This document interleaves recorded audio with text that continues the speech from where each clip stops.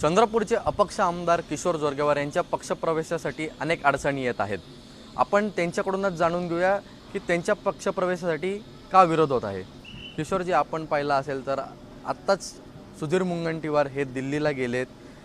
आपण जो पक्षप्रवेश करणार होता त्यासाठी त्यांचा कडाडून विरोध आहे आणि कार्यकर्ते पण नाराज आहेत तुमच्या पक्षप्रवेशासाठी। एक तर पहिली गोष्ट, मला ही याच्यातली कोणतीही माहिती नाही की मी पक्षप्रवेश करणार आहे।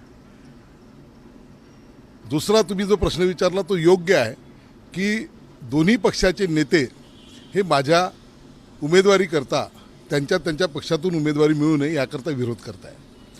पहिलं नाव तुम्ही घेतलं धानोरकरांचं। महाविकास आघाडीचा घटक पक्ष राष्ट्रवादी काँग्रेसनी मला विचारणा केली, त्यांना मी होकार कळवला होता आणि त्यांनी मग धानोरकरांनी ज्या खासदार आहेत तिथल्या त्यांनी विरोध केला की महाविकास आघाडीमध्ये जोरगेवार नको। आत्ताच मी आपल्याच चॅनलवर मी एक बातमी पाहिली ज्यामध्ये असं सांगितलं गेलं की जोरगेवारांना उमेदवारी देण्यासाठी त्यांचा कडाडून विरोध आहे। आणि याचं कारण स्पष्ट आहे की जेव्हा एखादा बहुजन समाजातला गरीब कार्यकर्ता, कष्टकरी कार्यकर्ता, इमानदार प्रामाणिक कार्यकर्ता हा मोठा होऊ लागतो, त्याच्यामध्ये नेतृत्व करण्याची वेळ येते, तेव्हा जे प्रस्थापित लोक असतात ते त्याचा विरोध करत असतात। आणि हे काही मी आज पहिल्यांदा अनुभवत आहे असं नाही आहे।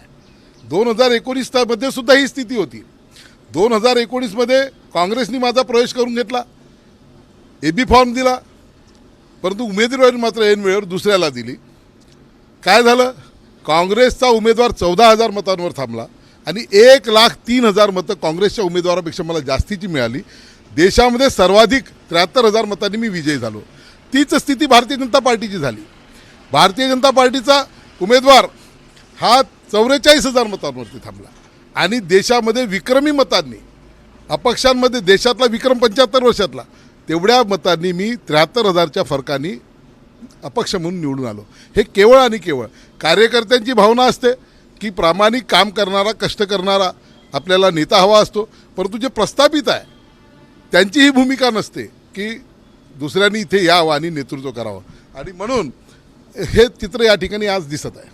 आपण पाहिलं असेल तर लोकसभेला सुधीर मुनगंटीवार विरुद्ध प्रतिभा धानोरकर अशी लढत झाली।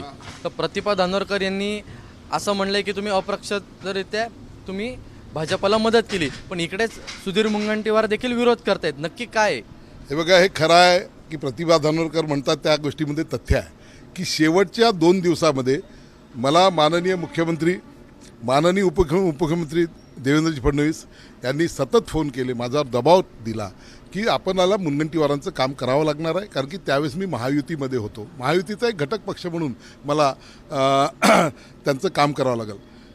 हे बरोबर आहे, परंतु हेही त्यांनी लक्षात घेतलं पाहिजे की माझं जे निवासस्थान आहे राजमाता, माझी अम्माच्या भेटीला केवळ धानोरकरांचे दरवाजे उघडे होते, धानोरकरांकरता दरवाजे उघडे होते आणि अम्मांनी त्यांना आशीर्वाद दिला होता।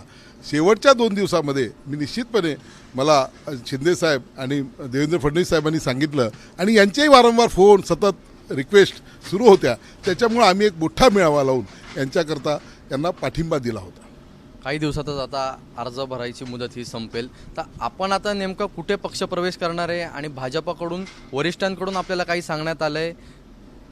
आजच्या या क्षणापर्यंत मला कुठूनही काही चर्चा नाही आहे। मी तुतारी या चिन्हाकरता मी पवारसाहेबांच्या सोबतचा संपर्क झालेला होता, गेल्या अनेक दिवसापासूनचा होता। तो काँग्रेसच्या खासदार धानोरकर यांच्या विरोधामुळे तो थांबलेला आहे। म्हणजे त्याच्यामुळे आता मी इथे मुंबईत आहे। काल एक न्यूज चॅनलवर बातमी दाखवली, हे तुम्ही आवर्जून दाखवा, बाकी काही दाखवू नका चालेल, परंतु एक असं भेद सांगितलं गेलं की मी दिल्लीला गेलेलो आहे। मी दिल्लीला गेलेलो नाही, मी मुंबईतच आहे। कालही मी बाईट दिलं, काल रात्री इथंच होतो, आताही आहे आणि मी अपक्ष म्हणून निवडणूक लढवणार आहे। आज या ठिकाणी काही प्रचाराचं साहित्य मला खरेदी करायचं आहे, ते प्रचाराचं साहित्याचा ऑर्डर देऊन मी चंद्रपूरला जाणार आहे। आणि निश्चितपणे कार्यकर्त्यांची भावना जी आहे, जर दोन्ही पक्ष आपल्याला विरोध करत आहेत, दोन्ही पक्षाचे नेते विरोध करत आहेत, तर त्यात कशाला आहे? आपण जनतेच्या मनामध्ये जाऊ, मागे गेलो आहे, जनतेने विक्रमी मतांनी त्या ठिकाणी आपल्याला विजयी केलेला आहे। आणि लोकशाहीमध्ये ते याकरता आम्ही पूर्वीपासून आमची भूमिका ही होती की पक्षात असलं तरी काम करायला, मतदारसंघातली कामं करायला, लोकांची संपर्क ठेवायला आणि एक लाईन मिळतं, त्या दृष्टिकोनातून आम्ही पक्षाचा विचार केला होता। परंतु सर्वच पक्षाचे नेते हे नाकारत असल्यामुळे अपक्ष म्हणून आम्ही निवडणूक लढवणार आहोत. दुसरा एक पुन्हा प्रश्न तुम्ही सांगितला की मुनगंटीवारांचा विरोध, आणि त्यांचं मी आता एक बाईट पाहिलं. त्यांनी सांगितले की 4-5 पक्ष फिरून आलेले आहे आणि त्यांनी हे सांगितलं की प्रामाणिक कार्यकर्त्यांची भावना. तेच माझ्याच मंचावर येऊन जेव्हा त्यांना पाठिंबा दिला होता त्यांनी सांगितलं होतं, रघुकुल रीत सदा चली आई, प्राण जाई पर वचन न जाई, हे नेहमी आपल्या भाषणामध्ये म्हणतात. आणि त्यांनी हेही सांगितलं होतं की जोरगेवारांनी मला मदत केली आहे, मी राज्याचा अर्थमंत्री होतो, त्यांचं हे सव्याज मी परत करेल. एका वेळेस एक बोलायचं आणि दुसऱ्या वेळेस दुसरं बोलायचं, हे काही राजकारणातल्या मोठ्या परिपक्व नेत्याचं कधीच हे भूषण नसते. जी स्थिती असते त्याचं आपण हे करायचं. केवळ आपलं आसन डोलायमान होत आहे, कार्यकर्त्यांचा रेटा त्यांच्यावर एवढा आहे म्हणून ते हे सगळं चालू आहे असं मला वाटते. मला त्याचं काही हे नाही आहे. त्यांचा पक्ष आणि ते म्हणजे आता आपण ठाम आहात की आपण आता अपक्ष म्हणून निवडणूक लढवणार आहे चंद्रपूरमध्ये. लोकशाहीमध्ये महामहिम डॉक्टर बाबासाहेब आंबेडकरांनी एक पर्याय ठेवला होता. कदाचित त्यांना त्या 75 वर्षापूर्वी लक्षात आलं असेल की अशी एखादी वेळ येईल. अमेरिकेमध्ये द्विपक्षीय व्यवस्था आहे, आपल्या भारतामध्ये बहुपक्षीय याकरता ठेवली आणि त्यातही अपक्ष एकटी याकरता की जेव्हा असे प्रस्थापित लोक सर्वसामान्य बहुजन कष्टकऱ्यांच्या मुलांना नेतृत्वाला पुढे येऊ देणार नाही, त्यावेळेस एक मार्ग असला पाहिजे. तो मार्ग म्हणून अपक्ष, जनतेचा पक्ष या माध्यमातून तुम्ही निवडणुकांना समोर जाऊ शकता. आपण पाहिलं असेल तर नेत्यांकडून जो किशोर जोरगेवार यांना विरोध होत होता, त्यासाठी आता किशोर जोरगेवार हे चंद्रपूरमधून अपक्ष निवडणूक लढवणार आहेत, यावरती ते ठाम आहेत. कॅमेरामन रुपेश शेलारसोबत ईशान देशमुख, एबीपी माझा, मुंबई. एबीपी माझा, उघडा डोळे बघा नीट.